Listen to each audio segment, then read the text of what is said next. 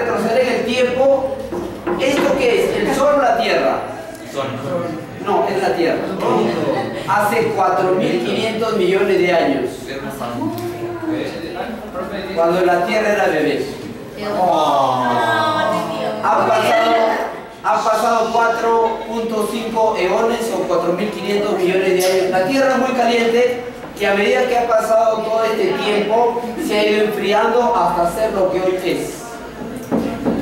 ¿Sí? Se ha ido enfriando. Y hay otro tema que San Marcos nos pregunta, se llama el tema de geósfera. Pero si vienen los exámenes de Villarreal, de Callao, ¿cómo trabajamos el tema de geósfera? La Tierra tendría 3 capas. Donde nosotros vivimos, nosotros nos podemos colocar por acá, donde nosotros vivimos, a esa capa la llamamos la corteza, que hace referencia a la corteza de un árbol, es decir, comparado el planeta con un árbol, nosotros vivimos en la cascarita superficial. Esa corteza es de 1,5% del diámetro, es delgadita, más o menos en unos 70 kilómetros de grosor, muy delgada. ¿Ya? Si comparamos, aquí la Tierra tiene en diámetro y mitad el radio, que el radio es de unos 6.378 kilómetros. ¿Ya? Entonces, si comparamos, es una pequeña porción. ¿Ya, señorita, está atenta? ¿Sí? Ya, es una pequeña porción la corteza. La parte más gruesa es el núcleo, ¿ya? Que se cree que debe estar con níquel, pero especialmente hierro. Y lo que envuelve al núcleo debe ser la capa de lava, el manto. ¿Ya? ¿Cómo sabemos que posiblemente sea así, aunque nunca alguien haya ingresado? Por la corteza es fácil, nosotros vivimos aquí. Pero los volcanes, ¿ya? Podemos nosotros considerar los volcanes. Los volcanes nos van a hablar de una masa que hay debajo de nuestros pies. La lava, el magma, ¿ya? Sale debajo. Entonces consideramos otra capa. Esa capa la llamamos el manto. Ninguna de estas dos capas nos puede explicar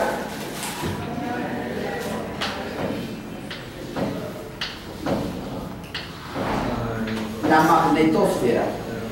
Entonces tendremos que hacer la teoría de que debe ser que nuestro núcleo debe tener bastante hierro para poder, ¿no? Tener como consecuencias un gran manto magnético en la Tierra, la magnetosfera. Entonces así nosotros teorizamos que hay fácilmente 3 capas. Si la Tierra aquí, a medida que nosotros ingresamos, percibimos que es más caliente, hacemos una proporción. Entonces creemos que el núcleo tiene entre 5 a 6.000 grados de temperatura. Y es que la Tierra al principio era caliente, según la teoría de la formación del planeta, y la corteza se ha ido enfriando lentamente. Entonces, ¿qué percibimos nosotros? En un planeta muy caliente, a 5 o 6.000 grados, ¿el agua del océano pudo haber sido líquida? No, ¿verdad? El agua no pudo ser líquida. Entonces, ¿dónde está? Ah, correcto, estaba como gas. ¿Y dónde estaba? En la atmósfera, ¿verdad? A medida que la corteza, la parte superficial se enfría, dicen que, aunque es un proceso, algunos autores dicen que inicia un gran diluvio. Llueve por años. Y los océanos empiezan a existir recién. Aunque es un proceso, ¿no? Así lo comenta, pero es todo un proceso. Creo que llueve, se evapora, llueve, se evapora, hasta un momento en el cual puede contenerse el agua. Y las partes altas forman los continentes, las partes profundas, los océanos. Pero no era de esta forma, no era de esta forma. Ya, en realidad no sabemos exactamente de qué forma era, hay diversas teorías. Tú habrás conocido el caso de Pangea, el megacontinente, que se subdivide en la Eurasia y Gondwana, pero según creencias actuales o teorías actuales, se dice que este es entre el tercero o el cuarto megacontinente, es decir, no es el primero, ya se han agrupado, separado anteriormente. Bueno, hoy nosotros conocemos fácilmente este término, este nombre de Pangea. Te repito, La parte que se llena con agua se llaman océanos y la parte que no se llega a llenar de agua se llaman continentes, a lo que le llaman también tierra emergida, porque también continente se eleva, tierra emergida, y tierra sumergida a los océanos. ¿Ya? Ojo. Entonces parte del continente se va a levantar, se va a hundir en un proceso que nosotros el día de hoy vamos a estudiar. Ojo, las partes de los océanos hundidas. Pero si en nuestra atmósfera primitiva hubiera existido más agua, ¿qué hubiera podido suceder con el planeta?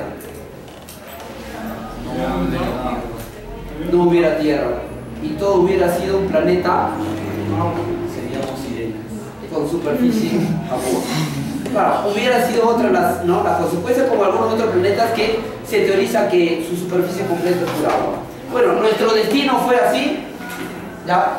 Y ojo, la vida no solo la debemos a que el planeta se enfrió, sino además de un gran choque.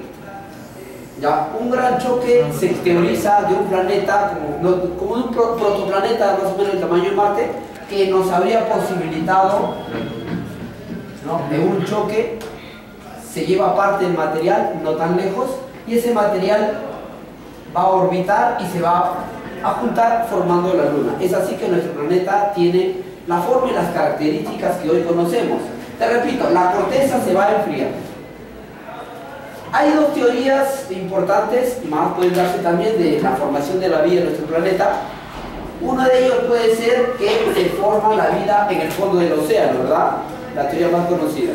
Pero también hay otra teoría, la panspermia. Y cada vez que llegan meteoritos podemos encontrar nosotros vida que llega. ¿Ya? Entonces hay dos teorías. O nace aquí o se origina del espacio. Bueno, cuando nosotros hablamos de la genómica interna, vamos a hablar de todos los procesos que se dan al interior del planeta. Entonces tenemos nosotros originados en el interior, procesos interna, se llaman fuerzas, por lo tanto, endógenas, internas, endógenas, o llamadas fuerzas geológicas, ¿ya? A diferencia de lo que va a ser la genómica externa, que van a ser fuerzas geográficas.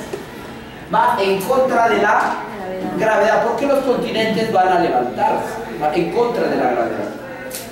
Procesos entonces que estudiamos aquí: el diatrofismo y el magmatismo. El diatrofismo, que se subdivide en epirogénesis y orogénesis. Uno que forma los bordes continentales, o sea, le va a dar forma a los continentes, y el otro proceso que va a formar las cordilleras y las fracturas, las fallas, ¿verdad? Cordilleras o plegamientos, fracturas o fallas, ya, fallamiento. Muy bien, entonces empezamos nosotros con lo que va a ser diatrofismo, epirogénesis. ¿Cómo se forman los bordes continentales? Según dos teorías, de la deriva continental y la tectónica de placas. Una que le dan la última autoría a Alfred Wegener, y en última instancia aquí tenemos a Harry Hess. Teoría de la deriva continental. ¿Ya? ¿Cómo es esto? Deriva el movimiento de los continentes, y el último movimiento lo estudiamos así: Pangea.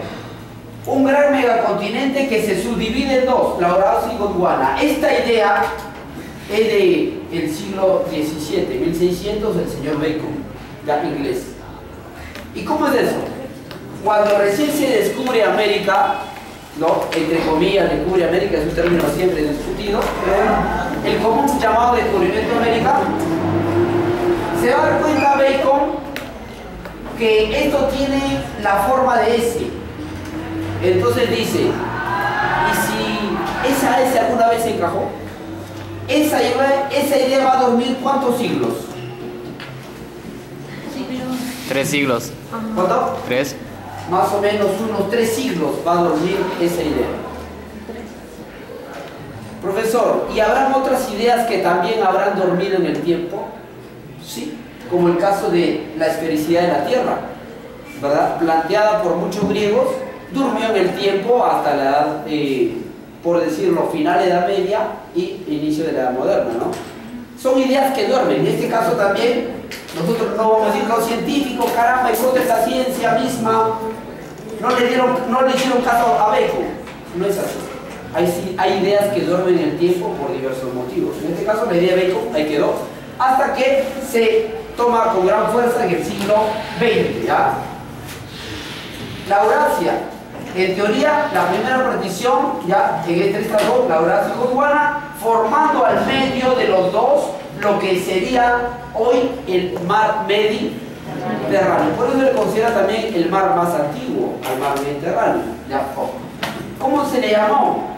Ah, ya, muy bien. Fíjate, tenemos nombres aquí en especial. Pangea, un solo megacontinente. Como había solo un continente grande, al todo el océano lo van a llamar Pan-Thalassa. Thalassa significa mar, ¿ya? Pan-Thalassa. O sea, un solo mar. Una sola tierra, un solo mar. Y al haberse formado este mar entre los dos, entre la Eurasia y Gondwana, lo llaman Mar de Tetis. ¿No? Recurriendo a la mitología. Y luego la Eurasia se partiría a su vez en Norteamérica, lo que se corresponde ahora con el hemisferio norte más o menos, y Eurasia, porque hablando geológicamente, Europa y Asia forman una sola placa, ¿verdad? O un solo bloque continental, a menos así lo trabajamos comúnmente, Norteamérica y Eurasia. Gondwana. Gondwana se había subdividido en Sudamérica, África, la India, que ahora está junto a Asia, pero en un principio fue hacia el sur y otra vez migró hacia el norte, procesos comunes en la geología, Australia, la Antártida, ¿no? Eso es lo que observamos. ¿Cuándo inicia este movimiento? Se cree al final de la era primaria e inicio de la era secundaria, es decir, los dinosaurios estaban en toda esta partición. Pero profesor, ¿los dinosaurios se daban cuenta de esto, de hacer que el continente se está moviendo? No, ellos no se dieron cuenta. Bueno, si es que pudieran haberse dado cuenta, tampoco. ¿Por qué? Porque los movimientos son lentos, son muy lentos, o unos cuantos centímetros al año o menos de centímetros al año, ¿no? O sea, milímetros pueden darse. Como en el caso de nosotros, 2017, 19 de octubre de 2017, ¿ustedes se dan cuenta que América se está juntando otra vez con Asia? Nadie se da cuenta, ¿verdad? Pero es un proceso que ocurre, unos 3 centímetros más o menos cada año. El océano Pacífico que tenemos acá se va haciendo más pequeño y el océano Atlántico cada año se va agrandando también más o menos en esa proporción. Es decir, en el futuro el océano Atlántico va a ser el más grande y el Pacífico tendría que desaparecer y habría una cuarta o quinto megacontinente, ¿no? Eso de acá a millones de años, ¿no? Pero eso es lo que ocurre. Y profesor, ¿qué está haciendo que África y América del Sur se separen? Y eso es el trabajo de Wegener, ¿ya? ¿Cómo es que podemos saber si esto se está separando? De hecho, que hay autores que lo preceden también. Tendremos que ver, ¿los bordes coinciden? Sí, al parecer los bordes coinciden, como decía Bacon. Pero además tendremos que estudiar los estratos, es decir, las capas de la Tierra, los estratos. ¿Y qué nos dice la estratigrafía? Nos dice que sí, al parecer, hasta un periodo geológico estuvieron juntos y en otro periodo se separaron. Ojo, porque coinciden hasta un momento los estratos y otro momento ya no. Y además, en los estratos, en las capas de tierra que se van a después compactar, vamos a encontrar restos de fósiles, animales y vegetales. ¿Y qué nos dicen los fósiles? ¿Coinciden o no? ¿Qué nos dice la paleontología? Sí, los fósiles coinciden en las etapas, más o menos. Podemos entonces decir que sí, en algún momento África y América del Sur, como Europa y Norteamérica, estuvieron juntos.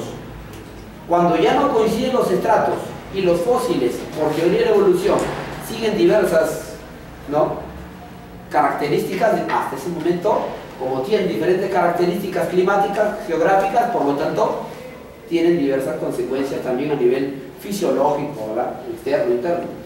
Muy bien, eso serían, por ejemplo, diversas pruebas, así como otras muchas de paleogeografía, paleontología misma, ¿ya? Y la paleogravimetría también. Ya, así tenemos esta teoría que se va tomando como la más importante en el Pérmico-Triásico, término de la era primaria, inicio de la era secundaria. Y después tú recuerdas, después del Triásico viene el Jurásico y el Cretácico. Es decir, los dinosaurios nos van a legar, por así decirlo, lo que hoy tenemos. Porque así como hoy conocemos a nuestro planeta, está desde el término de la era secundaria, y la era terciaria iniciará así como hoy lo tenemos. Uno de sus últimos momentos, la unión entre América del Norte y Sudamérica, en lo que hoy conocemos más o menos como el Canal de Panamá. Ya, pasamos a lo que va a ser la teoría de la tectónica de placas. Y en la teoría de la tectónica de placas, el señor Harry Hess teoriza que deben haber placas oceánicas y placas continentales, es decir, sumergidas y emergidas. Hoy consideramos también mixtas, ya, mixtas. En realidad teorizan también que hoy la placa continental, la única placa continental sería la placa iraní, y el resto serían oceánicas o mixtas, la mayor parte mixtas, como en nuestra placa, la llamada placa sudamericana, que se encuentra en parte sumergida, lo que llamamos nosotros el zócalo, plataforma continental, ya, parte emergida, parte sumergida, mixta, como la mayoría. Así quedamos nosotros, y otro como en el caso de placa de Nazca, oceánica. ¿Y qué le está ocurriendo en teoría a nuestras dos placas? Se están juntando. Cuando se juntan lo llamamos subducción, correcto, o placas en bordes convergentes, ya, en bordes convergentes. Como también las placas tendrían bordes divergentes, o que se separan, divergentes, se separan. Cuando las placas en este caso se separan, ya, se cree, o cuando se juntan, por un movimiento de lava llamado corriente convectiva del manto. La lava se mueve a la deriva y las placas se mueven a la deriva. En un momento se juntan, en otro momento se separan, a la deriva. No tenemos ahí una ley. Esa es la teoría de la llamada corrientes convectivas en el manto. En este caso, creemos que las corrientes de lava en el manto se separan, y entonces las placas se separan como consecuencia. ¿Ya? A esto le llaman la astenósfera. ¿Ya? A esta parte le llaman la astenósfera. Y las placas se mueven sobre la astenósfera según la teoría. Al separarse la lava, se separan las placas o se forma una rajadura. Por lo tanto, aquí se va a formar un gran volcán. ¿Ya? Eso se llama volcán de fisura, de separación. Una gran fractura. Fracturas que pueden ser tan largas que va casi de polo a polo, y eso se observa en una isla, en Islandia, y llega casi hasta las Islas Malvinas. Esto le llaman la dorsal mesoatlántica, dice que es la dorsal o volcán de fisura más grande del planeta, así lo llaman. Entonces serían dorsales, es un volcán de fisura, y cuando la lava erupciona, la lava se va hacia ambos lados, que es lo que forma esto que llamamos nosotros cordilleras submarinas o dorsales oceánicas, por divergencia. La divergencia nosotros también la tenemos como el caso de aducción. Obducción, cuando ya no se chocan una continental o mixta con una submarina, sino en el caso del Himalaya, la India, ¿cómo se forma el Himalaya según la teoría? Que la India llegó a colisionar con el sur de Asia, ¿no?, con la placa euroasiática, y de esa manera en obducción dos placas continentales chocan, formándose así el Himalaya. A diferencia que para nosotros en subducción se forma la cordillera de los Andes. Por consecuencia, tú te vas a dar cuenta que si las placas se mueven, ¿qué se forma? Cordillera. Es decir, producto de la heterogénesis se da la orogénesis, porque es todo un proceso. ¿Ya? A la vez que se da uno, inicia el otro. Orogénesis, ¿ya? Forma cordilleras, forma fracturas. ¿En qué tipo de rocas? En rocas llamadas sedimentarias. Y para hablar de las rocas sedimentarias, tenemos que iniciar la geodinámica externa en parte. ¿Cómo es eso? Así como los cerros se levantan, fíjate aquí, en pirogénesis, movimiento vertical, ascendente, ya, o descendente, y orogénesis en este caso, mira, chocan de modo horizontales, Fíjate, estos cerros van a ser golpeados por el viento, ¿ya?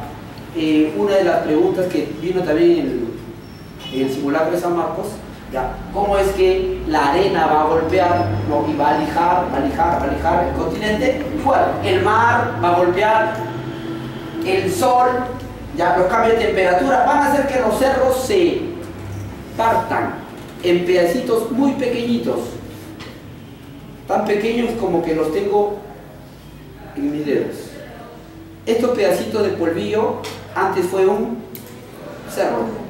Ese cerro hoy se hizo polvillo, tan chiquito que no lo podemos ni ver. Ya, toda esa masa en destrucción se van a alinear en las partes más bajas. Pero tanto peso va a formar, ¿ya? Tanto peso va a formar rocas en compresión, tanto peso, se comprimen esos sedimentos y esos sedimentos formados rocas se llaman rocas sedimentarias, ¿ya? Las rocas sedimentarias, como son suaves, se pueden plegar, ¿ya? Como son suaves, se pueden plegar. Fíjate, esto significa, estas diversas capas significa que son estratos, sedimentos, ¿ya? Rocas sedimentarias. Y en movimiento de compresión, fíjate aquí, cuando chocan las placas, en esta parte se va a levantar, se va a plegar, porque ya no puede ir más allá, ¿sí? La placa se trata de ir y no puede porque se encuentra con esta. En este encuentro, la placa que se hunde, se dice, la placa oceánica, va a formar la fosa submarina. Y es que hay una coincidencia. Cuando las placas chocan, se forman fosas. Y en este otro, ya se forman cordilleras. Entonces va dándole forma a nuestra geodinámica interna y todas sus teorías en conjunto. Tendremos así entonces que esto se va a plegar, como en este caso el plegamiento andino. Tenemos diversos plegamientos. Y la Tierra ha pasado por diversos procesos. En la era primaria hubieron dos procesos, como fueron el caledoniano y el herciniano.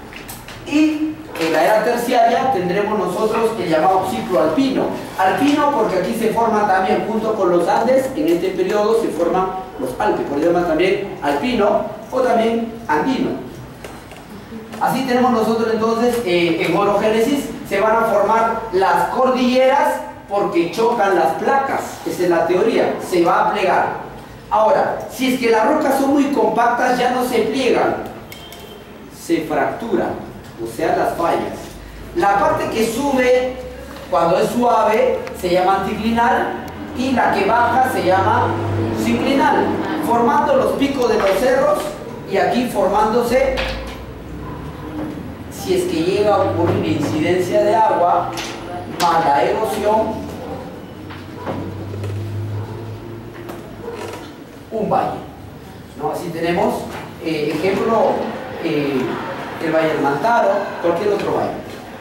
Muy bien, y en este caso, el de las fallas tenemos la parte que sube le llaman force y la parte que baja graben. Si es que el graben se llena con agua, ¿qué tenemos? El lago Titicaca, por ejemplo, ¿viste? Es un lago de origen tectónico, por tectonismo, movimiento de placas. Y en la parte del force, la meseta del Collao. ¿Ya? Así tenemos los diversos lugares de fallas, fallamientos. No confundir con las fallas transformantes, como la falla de San Andrés, ya este ya es de otro tipo, pero también son de hecho fracturas. Si pasamos de diatrofismo a magmatismo, tendremos que este se divide en intrusivo plutónico o también el llamado extrusivo volcánico. El plutónico, le llaman plutones a todas estas formas ya pétreas que se van a formar cuando del manto a la corteza, no saliendo hacia el exterior, sino quedándose dentro, por eso se llama vulcanismo o magmatismo intrusivo, se queda en el interior. Y del manto, si forma grandes masas ya de cientos de kilómetros, entonces eso le llaman batolitos, son las más profundas y grandes, batolitos. Y es que la lava va a tratar de salir, como sea. ¿Por qué, profesor? Esta es la teoría. Cuando estas dos placas chocan y esta corriente convectiva también desea ir hacia allá, pero no puede porque hay otro choque, por lo tanto aquí la lava como que vuelve y trata de salir, no puede por aquí, trata por otro lado, busca las partes de la corteza más suaves, y es así que va a formar, ¿no?, volcanes en lo posible, pero en el proceso puede formar también no solo volcanes, sino este magmatismo intrusivo, o sea, no llega a salir. En este caso se observa, en este caso no se observa en la superficie. Tenemos los más profundos, batolitos. Si levantan los cerros, le llamamos lacolitos, ¿ya? Si es que está en forma de plato, le llaman facolito. Y si es de plato invertido, locolito. Si tiene forma de una pared, el dique. Si hay autores que lo llaman dique o beta, o también si son algo más delgadas, le llaman también beta. Y a nivel de los estratos, a nivel horizontal, lo llaman sil. Aquí colocamos los nombres más comunes, hay otros como stock, ¿no?, y diversos. En realidad los huecos no tienen una forma tan, ¿no?, conocida, pero nosotros le damos algunos nombres como para entendernos, ya para hablarnos y entendernos. En lo que es magmatismo extrusivo, ojo, te hago hincapié, ¿quiénes se dan cuenta de qué forma tienen? Los mineros, ingenieros geólogos, ingenieros mineros, se dan cuenta, vamos a perseguir la beta del mineral. Vamos a seguir el mineral, mira, acá hay un facolito, porque cuando la tierra erupciona, bota también minerales, ya oro, plata, cobre, ya es muy importante entonces para nosotros el magmatismo intrusivo. En el caso del magmatismo extrusivo, también nos puede botar diamantes. Interesante, ¿no? Un volcán que bote diamantes. Pero quizás sería muy conflictivo. En África, donde los volcanes pueden botar diamantes, o pudieron haber botado diamantes, sea esclavitud. Lamentablemente es así. Entonces los ingleses saben cómo son, los norteamericanos. En este caso tenemos nosotros magmatismo extrusivo, ¿ya? Erupciona, el caso más común es un volcán. Ese se llama volcán de centro, o le llaman volcán de cono, donde de hecho hay un cono. Cráter, que es por donde sale la chimenea, el canal de conducto, que proviene desde el foco o cámara magmática, ¿no? Esas son las partes conocidas del volcán. Pero además también podemos tener cráteres pequeños, diversos cráteres. Y en diversos cráteres también pueden salir lo que se llaman las fumarolas, ¿no?, son fataras, los geysers, las aguas termales, ¿ya? Son diversas manifestaciones de magmatismo extrusivo o volcánico. Y ahora, consecuencia de todo esto, ¿cuál es? Los sismos. Por eso tenemos aquí causas de las vibraciones. ¿Por qué puede vibrar la corteza terrestre? Por tectonismo, ahí está, por diatrofismo, por tectonismo. Vibra la corteza terrestre, ¿verdad? Cuando chocan, se separan. Cuando las placas se separan, también hay vibraciones, pero son en el fondo oceánico. Casi tú no las sientes, ¿ya? Esas en las dorsales registran, por ejemplo, el 5% de los sismos. Son pequeños. Si unimos los diversos puntos del planeta en el mar, donde sean sismos de similar intensidad, nosotros le llamamos así isocistas, ¿ya? Unimos líneas sísmicas, formamos las isocistas. Y es así como nosotros nos damos cuenta o teorizamos de las placas. O sea, vamos a encerrar puntitos. Encerramos puntitos a donde sean los sismos, placa, placa, placa, ¿ya? Y teorizamos de esa manera. Causas, el tectonismo, magmatismo, claro, cuando el volcán erupciona. De hecho, es más, ¿podemos ver fácilmente que el tectonismo es causa? No, es difícil. Nadie ha ingresado al interior, nadie ha visto, por así decirlo, tan fácilmente una placa, a menos que tú te vayas a Islandia. En Islandia tú te das cuenta que las dos placas se separan, sale lava en medio, y eso nos llevó a conocer la dorsal, sumergiéndonos. Pero son pocos lugares en el mundo donde tú te das cuenta. El tectonismo, el magmatismo claramente, ¿verdad? Cuando erupciona un volcán, todo el mundo se da cuenta que es el que está causando el sismo, eso es evidente. El de impacto puede llamarse impacto cuando es meteorito de rubro, lo separan también. Impacto, Profe, Dime. pero cuando el volcán erupciona bota radiación, bueno, ¿A qué te refieres por radiación? porque dice, no sé dónde fue en Hawái, dice que explotó un volcán y no se puede ir ahí porque es tóxico el aire. Ah, no confundir radiación con toxicidad. Ya, claro. Sí, de hecho que cuando un volcán erupciona es muy activo, en este caso puede botar muchos gases como sulfuros, ya, amoníacos, ya, inclusive puede haber combinaciones con el agua y darse las combinaciones de CO2, que es clásico en los volcanes, con agua. ¿Y qué nos da el agua más el CO2? Ácido carbónico, ya, ácido sulfúrico como el sulfuro, ya, y de hecho que nos da diversos tipos de toxicidad, pero lo más catastrófico que nos ha podido causar los volcanes es casi la extinción del ser humano. Ya, se cree que algunos volcanes han podido causar casi la extinción del ser humano, como el caso del volcán Toba, ya, en Indonesia. ¿Qué hacen los volcanes? Más bien, cuando hablamos de los dinosaurios, ese creído meteoro que habría caído aquí en el Golfo de México, ese habría sido el que inicia una cadena de activaciones de volcanes, más o menos como cuando te tiran un puñetazo en el estómago. Ese meteorito fue un puñetazo en el magma de la Tierra. Y entonces, ¿qué salió? Lava. ¿Y qué botan los volcanes? Mucha ceniza. Ojo, los volcanes botan un compuesto llamado magma, por eso se llama magmatismo. Y el magma es un compuesto o forma, un conjunto de lava, gases, cenizas y piroclastos, ya esos pedazos de roca. Y la ceniza puede ser tal que puede causar lo que se llama un invierno volcánico, ¿ya? Es decir, oscurece el cielo, tanta ceniza bota, no pasan los rayos solares, y eso fue lo que se cree extinguió a los dinosaurios.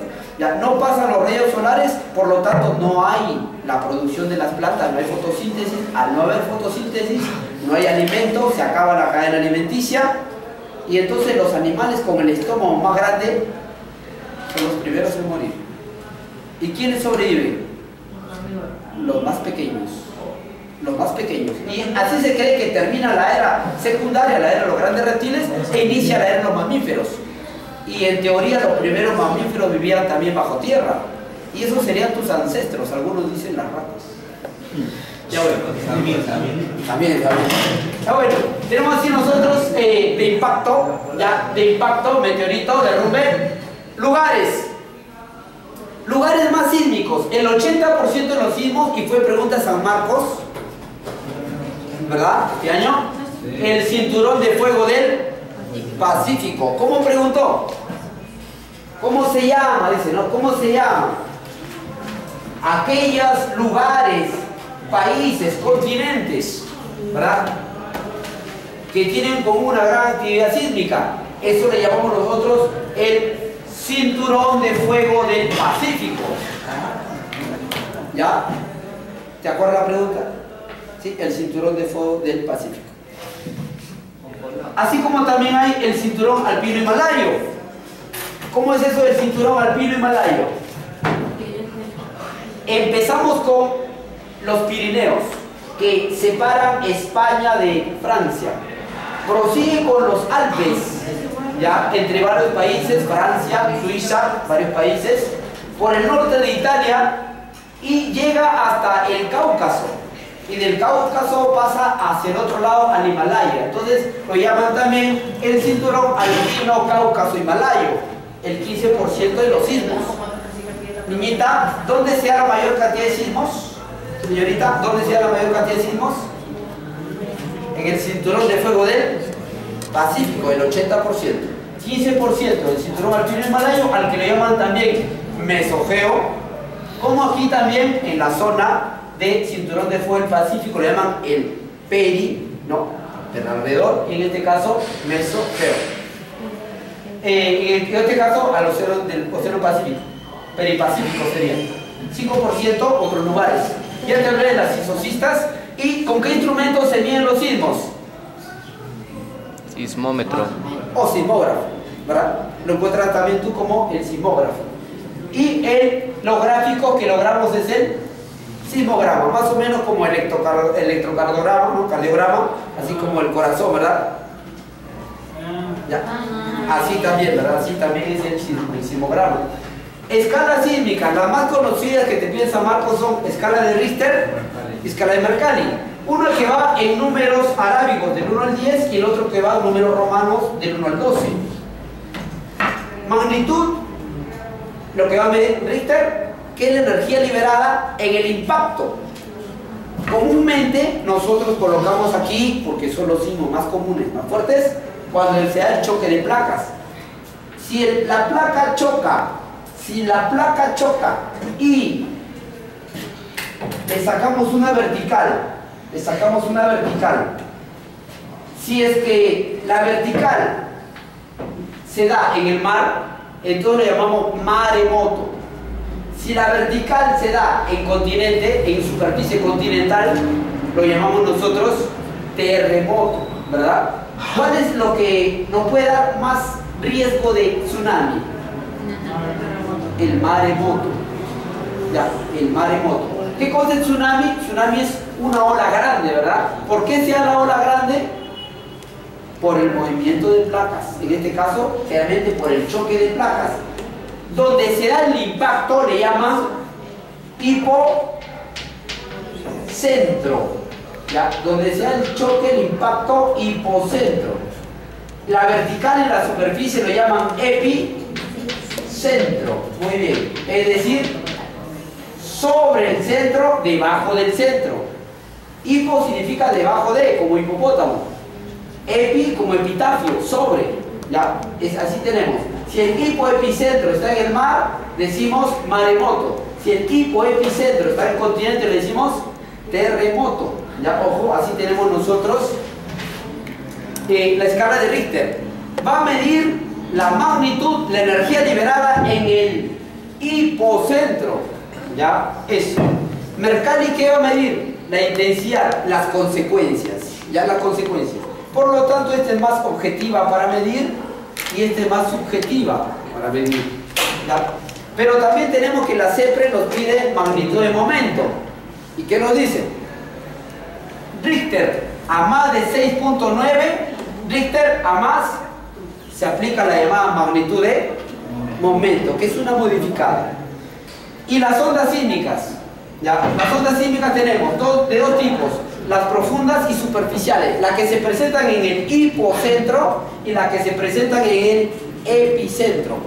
La del hipocentro, primarias y secundarias, las más veloces son las primarias. ¿Cómo es eso? En el hipocentro, ya, las profundas, las primarias llegan inmediato y muchos animales son sensibles, tanto así que tenemos nosotros unos cuantos segundos para tocar la alarma, ya, aprovechando por ejemplo el caso de algunas ratas, algunos roedores. ¿Sí? Las ondas P llegan primero. ¿Qué tiene? La dirección longitudinal, ya, esas son las ondas P. Los perros también tienen. Sí, muchos animales, las aves también. ¿Ya? Y así, ojo, las ondas S son las transversales. ¿Ya? A las ondas S no les gusta pasar por el agua, se desvían. Y gracias a las ondas S secundarias, sabemos que la Tierra en partes tiene capas líquidas, como el caso del núcleo. Creemos que el núcleo externo debe ser líquido, porque las ondas S no lo traspasan, lo bordean. Según dicen los estudios ya de las ondas sísmicas. Es así que nosotros podemos conocer cómo es la Tierra en su interior. Las ondas P, las ondas S, ya son llamadas ondas transversales o de cizallamiento, de cizalladura lo llaman. Y las superficiales, ya, onda Love y onda Rayleigh. Las ondas Love, para nosotros, por el apellido del británico, y Rayleigh también por el apellido del otro británico, descubridores o estudiosos, las ondas Rayleigh se mueven a partir del epicentro, así, como cuando suenas, ¿no?, un platillo, un tambor. Esas son las ondas Rayleigh. Ya. Mientras las ondas no serían así, ya, a partir de el llamado epicentro. Hasta ahí, niños, ¿alguna pregunta? ¿Otra pregunta más? ¿Con tu compañero alguna pregunta? Ninguna. Gracias.